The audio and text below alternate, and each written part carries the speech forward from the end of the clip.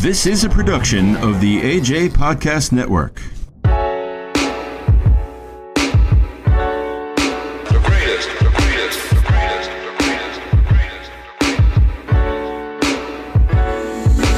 Pushing and pulling, I want you, but you wanna leave. I hate you, I love you, you love me, yeah, you gotta be free. If I'm your cage, leave. But if you stay with me, eventually we'll find happy. Here we go again with another episode of the Passage Home Podcast, starring the Dr. Stanley Russian, and I'm your co-host, Baxter Billion. Now, please visit our new website at www.linktree.com/Passage Home Podcast, where you can find all of our links listed.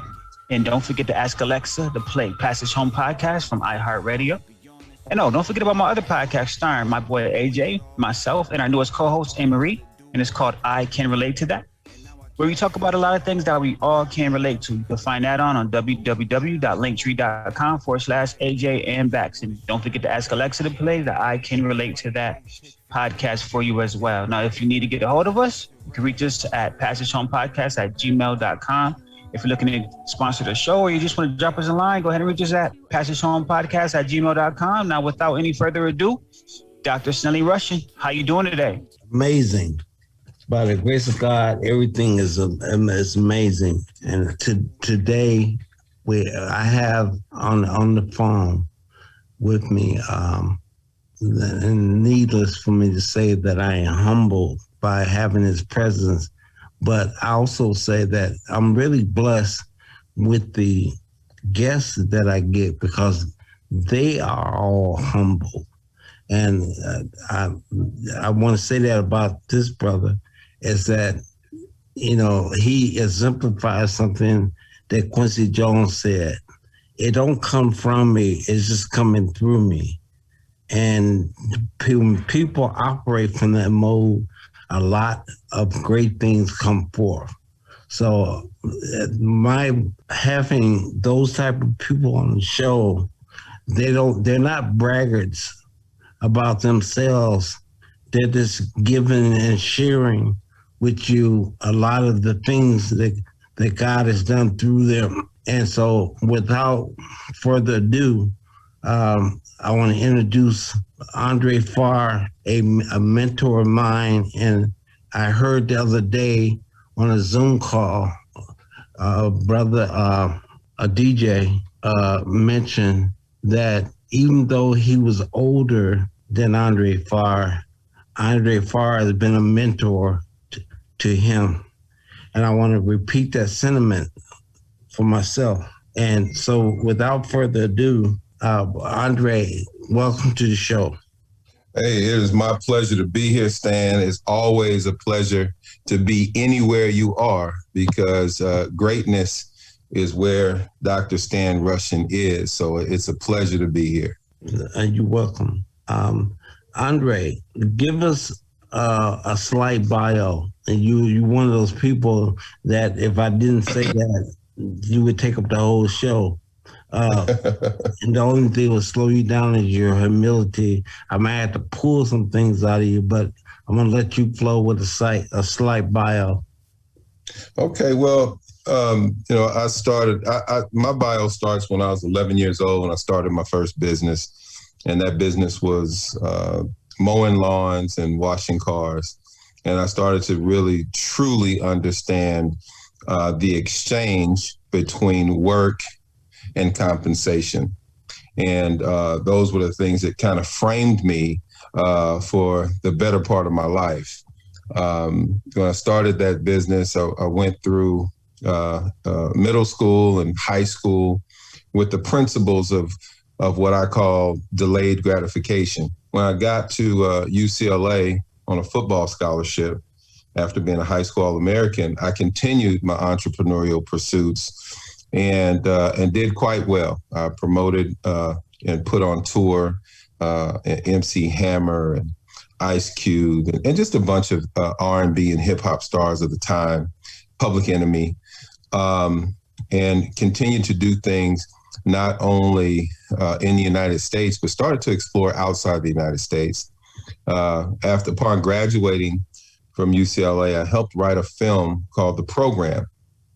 And I had made the decision early in my UCLA football career that I was not going to go play NFL football like many of my family. In fact, the 17th member of my family is playing in the NFL right now.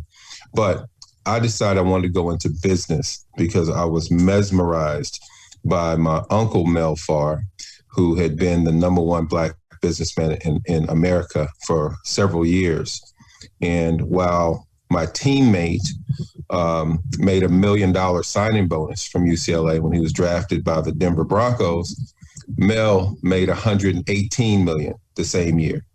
So as you would probably know, I said, that's more of the direction I want to go, not necessarily because of the money, but because of the impact I could make and how many more people I can help if I maximize myself as an entrepreneur.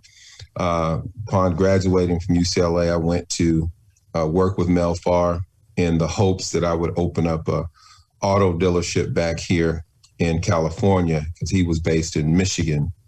And from there, I got an opportunity to get into sports from the business standpoint. And so I became a sports agent. And with the agency I was with, we signed Keyshawn Johnson, who was the #1 pick in the NFL draft. Keyshawn wanted to do a very interesting and exciting draft party on the West Coast in Los Angeles. We did it at a place called House of Blues. I meet the owner of House of Blues. A 3-minute conversation turns into a 3.5-hour conversation, and I become part owner of House of Blues and the head of my own division there. From there, I renegotiate my younger brother, who's now in the NFL.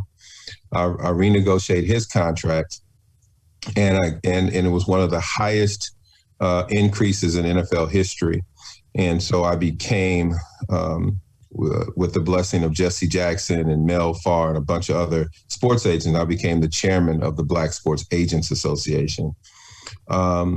So from there, I've done a lot of entrepreneurial things. I've been involved in a few businesses.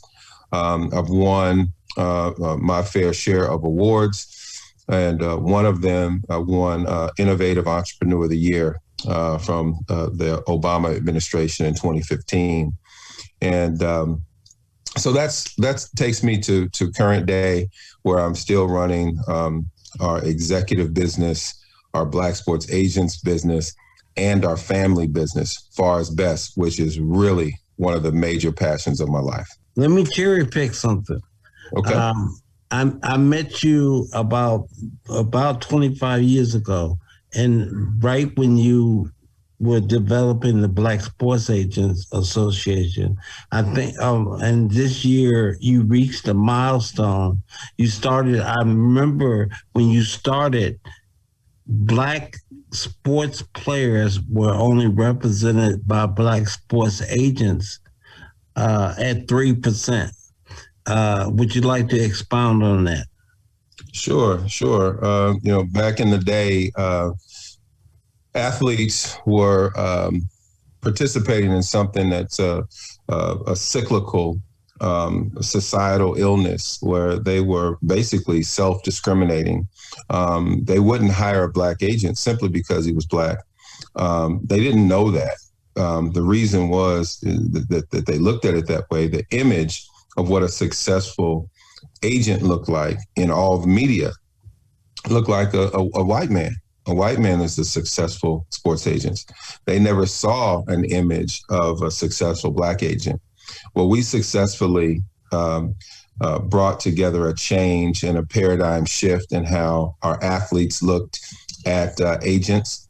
And this past year, we represented the over 50% of the first round in the NFL. And so we've been getting very close for many years, but for this past year, we got over the hump, and now we did very well with that. So thank you for even bringing that up, Stan. I didn't even think you caught that. Right. Well, one more part. So pushing my memory right now. Who would you say amongst white sports agents was the Jerry Maguire of white sports agents? Oh, it's clearly my good friend Lee Steinberg. He was clearly head and shoulders above any other agent. He was ahead of his time. He's a graduate of UC Berkeley. His family were UCLA Bruins. And so he came from great pedigree. Although he may not have been African American, and he still isn't, he understood how important it was for the African American player to be involved in the community, the community from which he came. So I have a lot of respect for Lee, and he has a lot of respect for me. And we have a great relationship. In fact, we're representing my cousin jointly right now. So, so we're excited about that. Right, that's what I was looking for right there. And because I remember once on my birthday, we were sitting in a home in Beverly, in Bel Air, and there was a guy that the host invited who knew one of the top sports agents. And as we were sitting there and he was talking about he was dating this guy's daughter, it came up that when he mentioned his name, he was dropping names, and he said, yeah, I know so-and-so, he lives up in Walnut, and blah, blah, blah. He said, yeah, I know him. He's on my board. Absolutely. Yeah, you're right. 100%. That's amazing. So I want to get it to the next part of the show. Since, that from your purview, and this is for the listeners out there that the point I'm trying to drill home, I wanted to everybody give their bio first so that you get some understanding as to who they are. But I want to give you, the list, a purview of what they've seen and how they see things that you haven't seen yet. And so my next question is to ask you, when you first went to Africa, I need you to relay to me and to the audience out there, what did you feel spiritually when you first visited the continent? I didn't know that I would feel this way, and I'm glad you asked the question.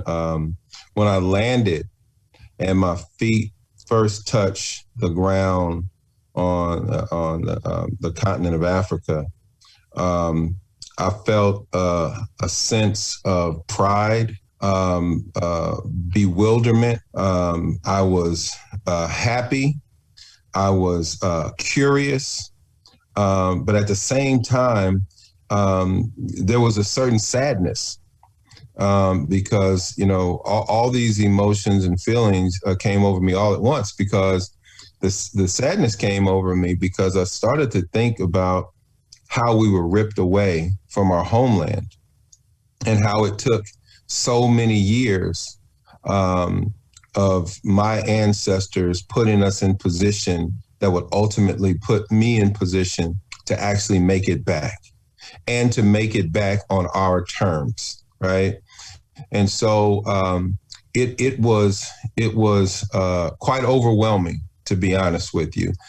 So from that moment forth, I wanted to soak up as much as a motherland as I could. And that's, understanding the cultures there, understanding the people, getting the chance to spend some time with them, being able to spend time just admiring and soaking in the geography there, and being able to see the animals, be able to see, because parts of Africa are so developed, you would think you're still in Los Angeles, right? But the great part about it is that you can also go out into the bush. And so I think it's one of the most special places on earth. And I think every Black person in the world, if they don't desire to move there, they should at least visit. And I think that might even change their minds. The final question that I want to ask you, and to the audience once again, listening to a brother who was awarded and should have been awarded several times the Minority Entrepreneur of the Year. From his purview, I wanted to ask him to let you know what Black folks can do in Africa to not only survive there, but to thrive, because there are opportunities that are there. And so you're hearing this answer from a master entrepreneur. Well, Stan, it's funny. I believe firmly if you don't start somewhere, you're not going to get anywhere. I also believe that if you want to go somewhere fast, go alone. But if you want to go somewhere far, go together, right?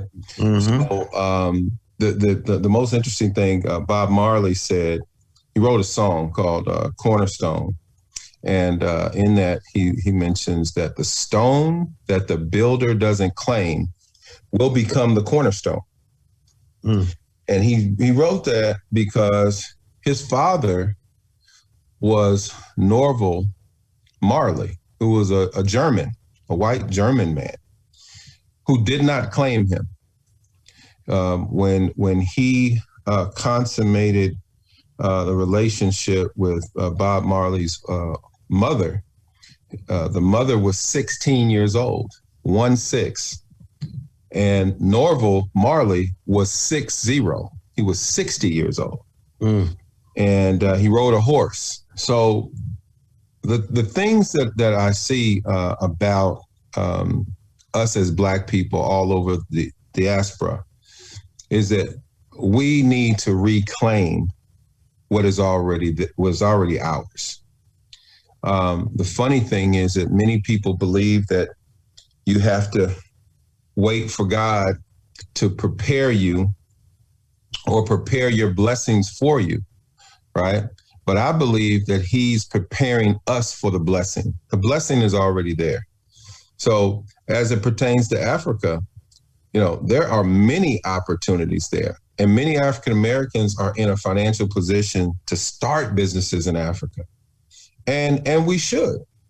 I think back in just 2018, as recently as 2018, African American businesses that are owned by African Americans and controlled by African Americans in Africa grew by more than 400%.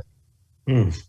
Since there was a storm of protests out there, and we're protesting against racial inequality, and there was an interest in seriously supporting Black-owned businesses. The interest and the success has soared. I did a research on this because one of my best friends invests in Africa routinely. And one of the things I looked at in my research is there have been more than 2.5 million searches for Black-owned businesses on Yelp.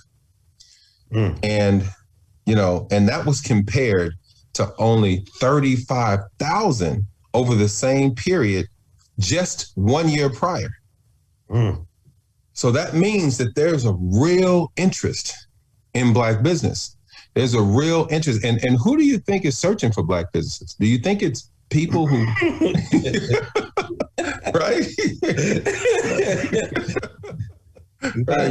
Not yet. Right. So the idea is there is an appetite for it. And there are many, many opportunities in Africa, all over the continent. And, we must first know that, Africa is not a country, it's a continent. Mm-hmm. So there's multiple countries within Africa. So whatever your appetite has, Africa has something to provide, something that will intrigue you. But you'll never know unless you go. There you go. You must get out there. Now, to me, a lot of guys say, well, man, that's a lot of work. Well, one of my sayings is, I'll give out before I give in. Mm-hmm. Okay? So that means, the Lord will take me home before I quit. Well, that triggers something when you said that. And that means that you have hope. Absolutely. And I said that because of what you said about that experiment with the rats. Can you share that with the rest of our audience? Absolutely. Yeah. Absolutely. You know, back in the 1950s, there was an experiment done by Harvard University, and it was a brutal experiment. And basically, it was they had rats in containers of water, and they would put the rats in the water just to see how long they could, wade in the water. How long could they swim and stay afloat before they gave out and started to drown? And they did this with several hundred rats, and they found out that the average was just about 15 minutes. So they thought about it, and they said, okay, let's since we've taken them through that first round and they gave out around 15 minutes, let's dry them off and let's let them rest, and then let's put them back in. So they did that. And the second time they put the rats in, I'm going to ask you, Stan, and you have to pretend like you don't know the answer to this. Right. How long do you think most people would think the rats lasted the second time they went in? The second time they went in, the first time was how long? Was 15 minutes. 15 minutes. I would say about 20 to 30 minutes. Interesting, because most people say much less than that. Right. Most people say the second time because they were so exhausted from the first time that they wouldn't even get to the 15-minute mark. Okay. Well, the truth is the average was 60 hours. So the first time they lasted about 15 minutes. The second time they lasted 60 hours on average. And why is that? Well, it's because there's something called hope. See, when the rats first swam to exhaustion, part of the reason why they were exhausted was because they thought there was no hope. They thought they were going to drown. They had been swimming for 15 minutes. Nothing's going to save me. So once they were saved and they were put back in the situation, they kept swimming because they had hope that they would be saved. They thought all they had to do was keep treading water and eventually they would be saved. Right. And so wait a minute. So the rats was saying, I'll give out before I give in. I will give out before I give in. And they also believe that since they know that there's something down the road that is going to bring them to a better place than the adverse situation they're in, they will keep going. The mind will take the body much further than the mind normally thinks it can go. But you just have to have hope in order to get there. Mm-hmm. So that's what that experiment is all about. Right. So we're going to be getting ready to close out in a minute. I just want to expound on your, and we're going to put in links under the description of some of the things that you are involved in. One of the most, of all the things that you heard him talk about, one of the things that all of you listening can be invited to is his podcast for his Black family enterprise that they're doing to as a model for generational wealth within Black families. And out of that, just some things that I remember when he spoke about the three things that most Black families need to focus on. I can remember two of them. One is a credit rating, two is insurance, and what was the third one, Mr. Farr? Come on now. Give me the first two. Give me the first two. The first two is a credit rating. Yep. Second is insurance. Yep. And the third is real estate investment. Right. Yep. But something you said about when you gave an antidote about why Black folks ignore insurance when when insurance is one of the most important things to create generational wealth. Can you share that with the group? Yeah, sure. Insurance is one of the only instruments on planet Earth that create wealth out of nowhere.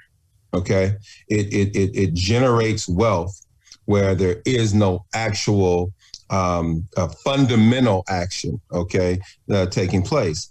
But many people, many Black people, have been discouraged from even thinking of that because of the effects, believe it or not, of what's happened with slavery. Slave owners taught Black people not to read. They made it against the law to own a business. So they never, ever wanted Black people to know about finance. So when slave owners taught Black men, especially, what they were supposed to do, they took some of those societal ills in the Black men and took them directly into the Black family. If you look at how Black people were punished, where do you think a switch came from? Okay, a switch is just another instrument of the whip, which is what many slave owners use. So Black men did the exact same thing. Now, and it's funny. I mean, it's funny and not so funny. People say, well, Black men would have used a whip too. The only thing is he couldn't afford one. So he had to go break a branch, and that became his whip. And so however the slave owner disciplined him, the Black man started to believe that is how you're supposed to discipline, because that's how he's been socialized, right? Almost institutionalized. So he takes that into his home and applies it to his own, he applies it to his own family. So therefore, going to, when we go back and talk about finance and about death, many Black people were taught not to think about death, not to plan for death, because if you even talk about it, you're calling on death. So if you talk about a will, that means you're putting yourself in jeopardy of dying quickly. So they would ignore it. That's why the majority of African Americans in this country actually settle the estate after someone passes away through probate. And as most people know, when you settle through probate, a lot of that money goes to the state and not to the family. So we have to do a much better job of preparing our estate so that we can pass wealth down to our family. We're already 25 generations behind our white counterparts. And the only way to do it is through not only the study of financial literacy, but also really taking a look at financial behavior. So just a peek into the future. And like I said, we're going to put some links down to your organizations, the ones that the orientation is going to be there in the Zoom meeting that you have on Saturdays. Will orientate people, but in your future endeavors with your family, I was just amazed listening to your family podcast that you and your extended family, you have members in Liberia and in Jamaica. Yes. And so then you have the business aspect that ties all that together. Right. We want to share that with everybody and invite all those listening to come in. There is protocol that's there that will be explained about this, but I have people that are listening to model after this for their own families, because you put in the work. You made this baby walk and talk, and it's still growing with the newness of it. But I hear that it's ranked as one of the top Black African American families in the country right now. Yeah, I mean, we're considered the #1 urban family in America, and we don't take that lightly. We're doing everything that we can to not only create a model for other people to follow, but also to create a platform and a portal for people to partner with us as we grow and create a better paradigm